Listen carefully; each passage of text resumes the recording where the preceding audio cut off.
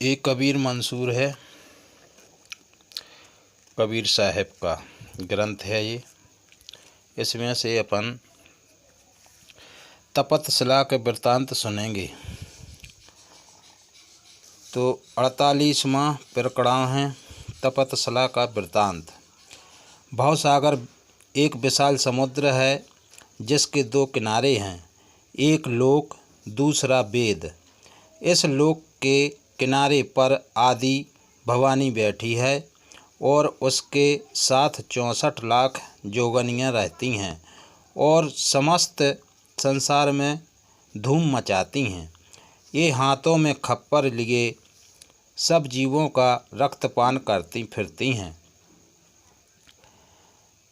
जहाँ भवानी के स्थान हैं वहाँ मनुष्य, भैंसा, बकरा, मुर्गा आदि प्रत्यक्ष काटे जाते हैं। वे सब इन देवियों के भोजन होते हैं। इन्हीं के लिए बेधड़क अत्यंत निर्दयी के साथ नित्य अनित्य जीवों का बलि प्रदान होता है। ये बलवती देवियाँ समस्त पृथ्वी तथा आकाश में घूमा करती हैं। पृथ्वी से 36,000 योजन पर, जिसको कबीर साहब ने सालोक्य शक्ति कहा है, स्वयं माया का स्थान है। वहीं से अधा अपनी फौज सहित अथवा अकेली सप्तद्वीप नौखंड में फिरा करती है और समस्त संसार में राज्य करती है। यह अधा तो लोक के किनारे बैठी है और दूसरा जो वेद का किनारा है उसके ऊपर निरंजन देवता अत्यंत साचेत तथा चैतन्य होकर बैठा है। ऐसा मंत्र पढ़ रहा है कि जिसमें उसके मंत्र के प्रभाव से कोई जीव तीनों लोकों के बाहर न जा सके। वही सब जीवों की बुद्धि पर बैठा है और जिधर को चाहता है मनुष्य की बुद्धि उधर को फेर देता है और किसी को सत्य पुरुष की भक्ति की ओर ध्यान देने नहीं देता है।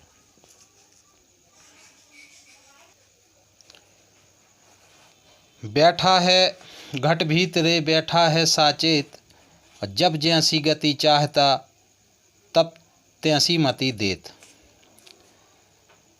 जैसे बकरे कसाई से प्रेम करते हैं उसी प्रकार उसके पास स्वेच्छा पूर्वक दौड़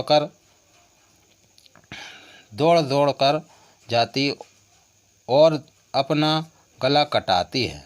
ऐसे ही समस्त मनुष्य परमेश्वर वेद की शिक्षा ग्रहण करके धर्मराज का भोजन बनते हैं। इस काल पुरुष का मुँह अग्नि है, जैसा कि विराट स्वरूप में लिखा है। इसीलिए जो वेद मंत्रों के साथ अग्नि में हवन किया जाता है सो सब इस अलख निरंजन का भोजन होता है।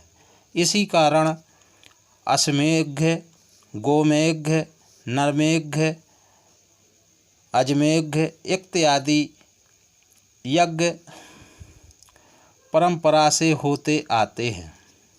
कबीर साहब के ग्रंथ अनुराग सागर में देखो कि आकाश में एक तप्तशिला है। उसी तप्तशिला पर सब जीव जलते बलते और तड़प तड़प कर कबाब होते हैं और उन सबको काल पुरुष खा जाता है। इस प्रकार अधा तथा निरंजन सब जीवों को मार मार कर खाया करते हैं। अत्यंत दुख पाने पर सब जीव तड़प तड़प कर हाय हाय करते हैं और पुकारते हैं कि हे दीन दयालु सबके पालन करता, हमको धर्मराज अत्यंत कष्ट दे रहा है, आकर इससे बचाओ। और हमारा दुख क्लेश हरण करो। अब भवसागर का स्वरूप यह है। अधा तथा निरंजन दोनों पति पत्नी लोक तथा वेद रूपी भवसागर के दोनों किनारों पर। अब लोक भवसागर क्या है? भवसागर का स्वरूप, तो भवसागर किसे कहते हैं? भवसागर देखो,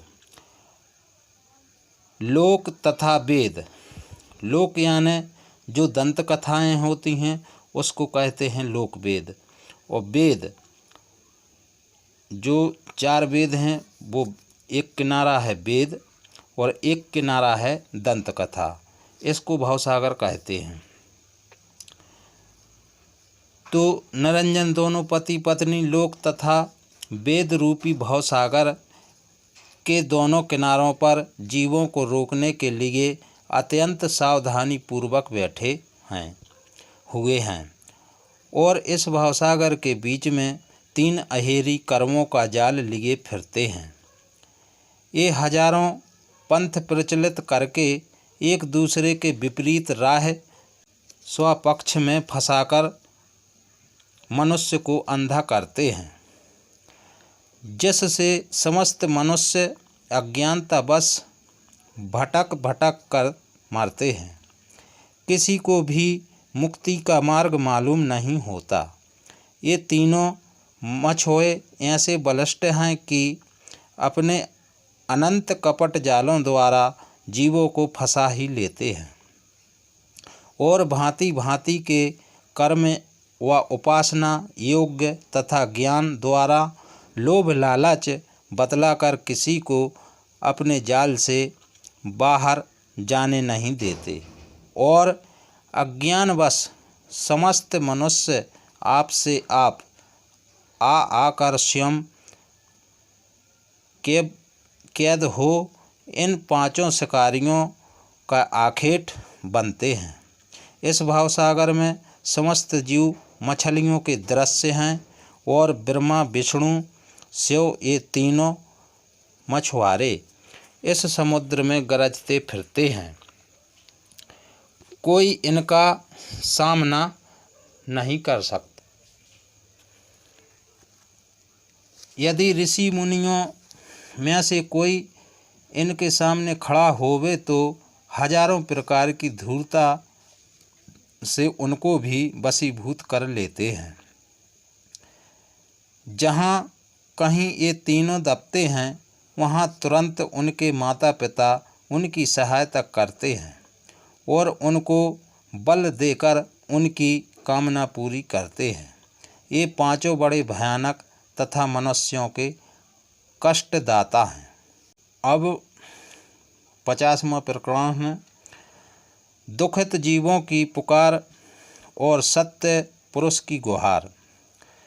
सब जीवों ने अनंत काल पर्याप्त बड़ा दुख पाया।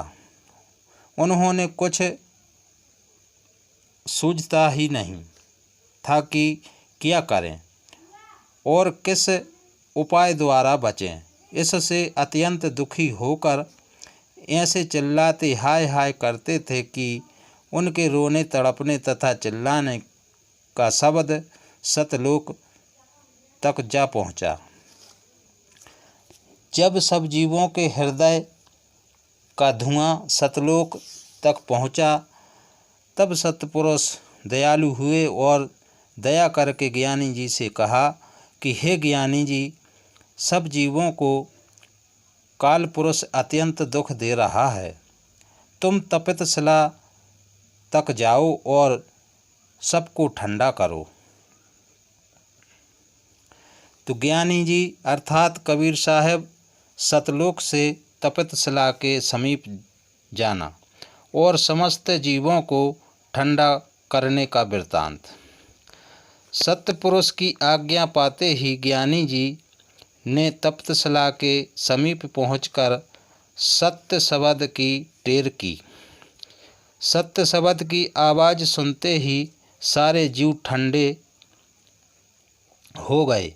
जब सारे जीवों को विश्राम मिला तब सतगुरु को पहचाना और जान लिया कि यही दयालु हमारे ऊपर दया करने आया है। इसी ने हमको बचाया है तथा ठंडा किया है।